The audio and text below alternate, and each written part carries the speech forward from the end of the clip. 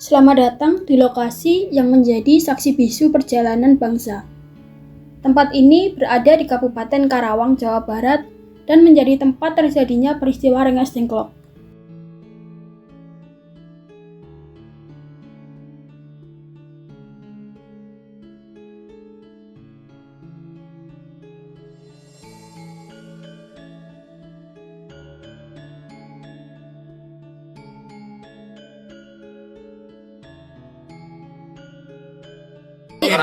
Sore ini kita akan jalan ke rumah tempat pengasingan Soekarno sama Bung Hatta.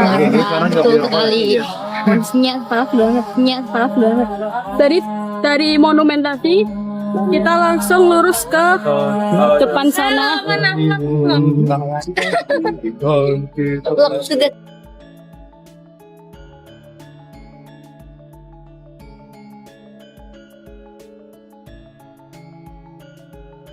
Lokasi kedua yaitu rumah asli milik seorang petani bernama Chiao Kisong. Di sanalah pada tanggal 16 Agustus 1945 para pemuda membawa Soekarno dan Hatta untuk mengamankan mereka dari pengaruh Jepang.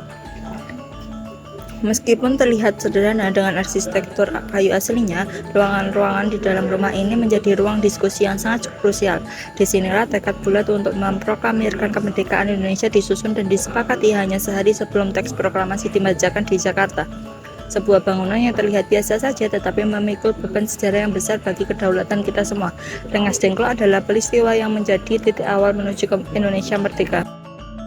Halo teman-teman, jadi kali ini kita ada di Rengas Dengklok, tempat penculikan atau tempat pengasingan Soekarno dan Hatta oleh para golongan muda, di mana mereka ini didesak untuk melakukan segera proklamasi kemerdekaannya pada tanggal 17 Agustus 1945. Ayo ikuti kalau kami. Oke, bisa dilihat ya teman-teman, begitu kita melangkah masuk, kita akan disambut oleh ruang tamu yang sederhana. Disinilah golongan muda seperti Soekarni dan Kairo Saleh sedang berdiskusi dengan Dwi Tunggal untuk segera memproklamasikan kemerdekaan tanpa campur tangan dari Jepang. Di sisi kiri terdapat kamar yang digunakan oleh Bung Karno dan di sisi kanan merupakan kamar yang digunakan oleh Bung Hatta. Perhatikan ranjang kayu dan perabotan aslinya di ruangan sempit ini. Ide-ide besar tentang kedaulatan bangsa dimatangkan dalam peristiwa pengasingan ini.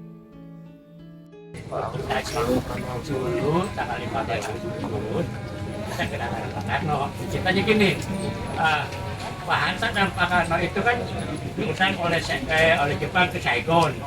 Di Saigon kan kita ketemu sama PRS Jepang. Nah, Hiroshima dan Nagasaki, nah kita dikasih kemerdekaan. Cuman kemerdekaan kita tanggal 20 dikasih sama Jepang. Karena kita tanggal 17 itu harga mati. Tidak kurang, kebetulan pada waktu 45 itu 17 itu Jumat Kliwon harinya tangnya, terus waktunya juga bulan suci Ramadan. Nah itu waktu itu terus begitu Pak Karno dan Pak Hatta lagi sudah pulang dari Saigon, lagi santai, lagi sahur ya, sahur kan belakangnya sahur, nah terus bapak santai diculik oleh Singki dan kawan-kawan. Tujuannya kita mau merdeka, tidak mau pemberian dari Jepang, karena Jepang akan mengambil kita kemerdekaan, maka kita nggak mau.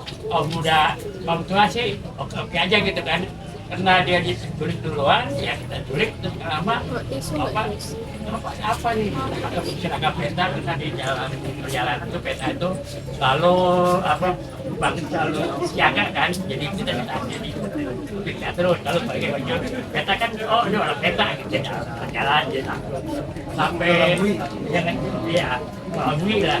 Nah terus sampai dari Jakarta kan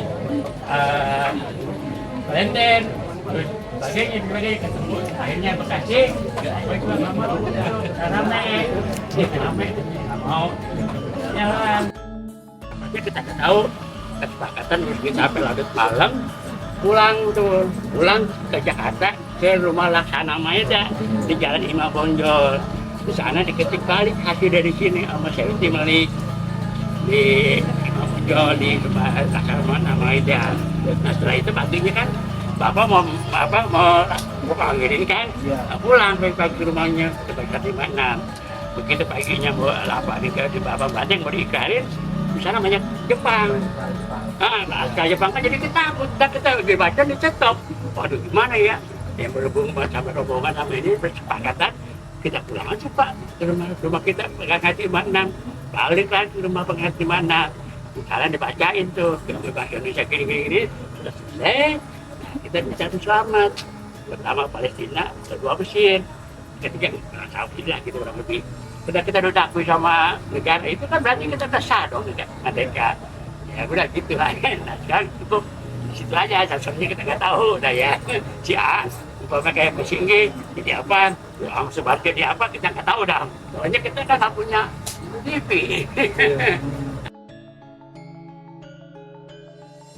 Dan jangan lupa lewatkan deretan diorama yang tertata rapi ini, yang menggambarkan kronologi detail, yaitu mulainya keberangkatan dari Jakarta, kemudian suasana perundingan di rumah ini, hingga kesepakatan bersejarah antara golongan tua dan golongan muda yang membawa mereka kembali ke Jakarta.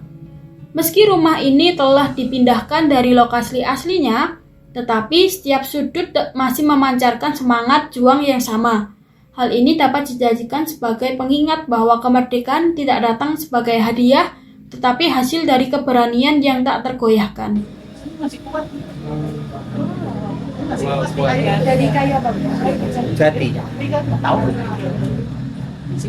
100. Ini mah lebih tua. Rumah kan udah 106 tahun, ini lebih tua. Oh, berarti furniturnya lebih dulu ya? Iya. Kan bawaan dari kampung sono kakek Iya. saya. Oh. Kakek saya Jauh Kisong kelahiran tahun 1880. 1880. Pindah ke Rengas Dengklok. Sini nih bikin rumah ini tahun 1920. Berarti udah usia 40. Nah, ini udah 106 tahun, berarti kan ini udah ada semua. Tempat tidur semua bawaan dari kampung sono, Pak.